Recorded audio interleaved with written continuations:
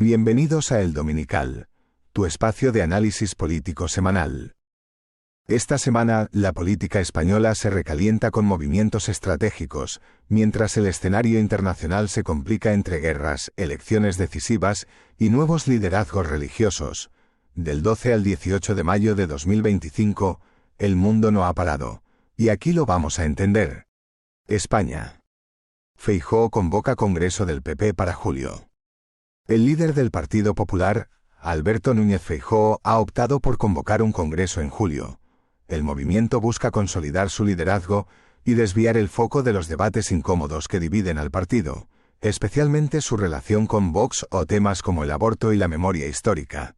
Sin embargo, sectores del partido lo acusan de tibieza. ¿Un líder que busca unidad o alguien que esquiva el conflicto?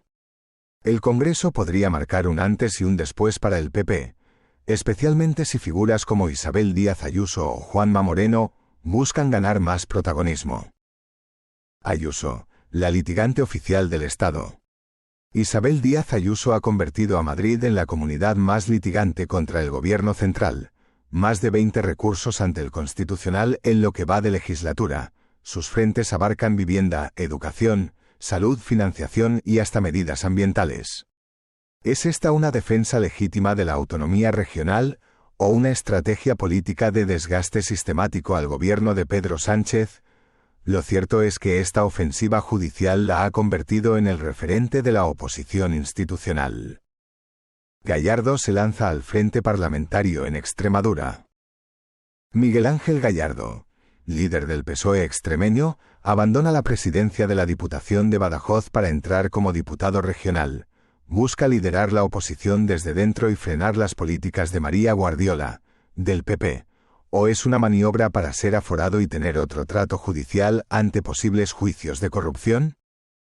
En un momento en que el PSOE busca consolidar sus figuras territoriales, Gallardo representa una voz combativa y con proyección nacional. Será el próximo varón clave del partido. Podemos defiende a Navantia en Murcia. Podemos ha llevado al Parlamento murciano una propuesta en defensa de los trabajadores de Navantia. En medio de tensiones laborales, la industria naval está en plena reconversión y los sindicatos acusan al gobierno de incumplir acuerdos. El caso expone la desconexión entre Moncloa y las regiones industriales. ¿Está Pedro Sánchez sacrificando la industria para contentar a Bruselas? Internacional. Polonia. Una batalla entre el europeísmo y el nacionalismo. Rafał Trzaskowski y Karol Nawrocki se enfrentan en unas elecciones presidenciales que podrían reconfigurar Europa. Trzaskowski apuesta por una Polonia alineada con Bruselas, mientras Nawrocki promete soberanía total. El resultado puede marcar un punto de inflexión en el equilibrio de poder en Europa del Este. Polonia como pilar de la UE o como nuevo dolor de cabeza comunitario. Ucrania-Rusia. Una guerra al borde de la OTAN. Con ataques intensificados en el este de Ucrania y movimientos militares cerca de países de la OTAN, el conflicto podría escalar más allá de sus fronteras. Informes de inteligencia occidentales no descartan provocaciones directas contra países como Estonia o Polonia. La pregunta ya no es si Putin ganará en Ucrania, sino si buscará exportar el conflicto. ¿Estamos ante una nueva guerra fría, o algo peor? Venezuela. Elecciones bajo fuego cruzado. A menos de una semana de las elecciones legislativas, Venezuela vive una ola de protestas, represión y acusaciones de fraude. La comunidad internacional observa, pero sus opciones de presión son limitadas. ¿Podrá el chavismo mantener el control o estamos ante una nueva implosión del régimen?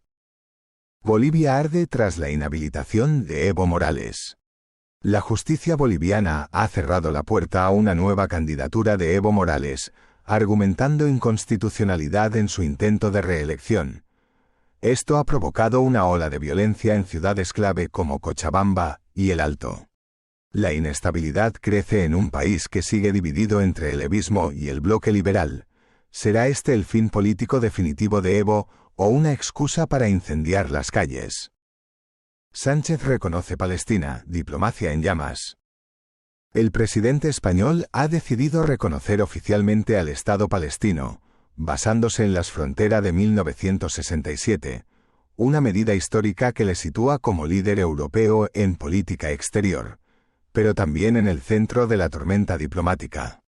Israel ha llamado a consultas a su embajadora, y sectores internos acusan a Sánchez de populismo internacional, solidaridad legítima o distracción geopolítica.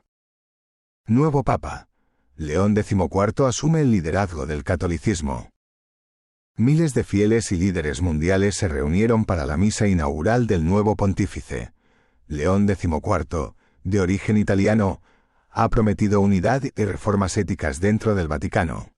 Su elección marca una transición tras un periodo de crisis moral en la Iglesia. ¿Será un papa reformista o un administrador del legado? Elecciones en Europa, Portugal y Rumanía. Portugal, elecciones sin mayoría clara. Este domingo 18 de mayo, Portugal celebró sus terceras elecciones legislativas en 3 años, reflejando una profunda inestabilidad política. La Alianza Democrática AD, liderada por el primer ministro conservador Luís Montenegro, obtuvo alrededor del 32% de los votos, según los primeros sondeos, pero no alcanzaría la mayoría absoluta en el Parlamento de 230 escaños. El Partido Socialista AS, encabezado por Pedro Nuno Santos, se situó en segundo lugar con aproximadamente un 26%, mientras que el partido ultraderechista Chega logró un 18%, consolidando su posición como tercera fuerza política. Montenegro ha descartado formar una coalición con Chega, lo que complica la formación de un gobierno estable. La posibilidad de una alianza con Iniciativa Liberal, IL, tampoco garantiza una mayoría parlamentaria. La fragmentación política y la falta de acuerdos podrían prolongar la incertidumbre y dificultar la implementación de políticas clave, como la privatización de la aerolínea TAP y la explotación de recursos naturales como el litio. La participación electoral fue moderada, con un 48,28% de votantes acudiendo a las urnas hasta media tarde, ligeramente por debajo de la registrada en las elecciones de marzo de 2024. Rumanía, victoria del europeísta Nicus Orban. En Rumanía, la segunda vuelta de las elecciones presidenciales se celebró también el 18 de mayo, tras la anulación de los comicios de noviembre de 2024 por presunta injerencia rusa. El centrista y proeuropeo Nicus Orban, actual alcalde de Bucarest, se enfrentó al ultranacionalista George Simion, líder de la Alianza para la Unión de los Rumanos, AUR. Según las encuestas a pie de urna, Dan habría obtenido entre el 54,1% y el 54,9% de los votos, mientras que Simion alcanzaría entre el 45,1% y el 45,9%. Sin embargo, Simion se proclamó vencedor antes de conocerse los resultados oficiales, alegando fraude electoral y desinformación. La participación fue alta, superando el 64%, con un notable incremento del voto de la diáspora, que representó con acento agudo un 10% del total y fue clave en la primera vuelta. La elección de Dan podría significar un fortalecimiento de los lazos de Rumanía con la Unión Europea y la OTAN, mientras que una victoria de Simion habría supuesto un giro hacia el nacionalismo y el euroescepticismo. En resumen, mientras en España se reacomodan las piezas de la política nacional, el mundo gira con decisiones que cambiarán el tablero global. Desde el Vaticano hasta Caracas, desde Varsovia hasta Gaza, la política internacional está más viva y peligrosa que nunca. ¿Qué noticia te parece más preocupante? ¿Qué líder ha dado el paso más arriesgado esta semana? Déjalo en los comentarios, suscríbete y no te pierdas el dominical cada domingo.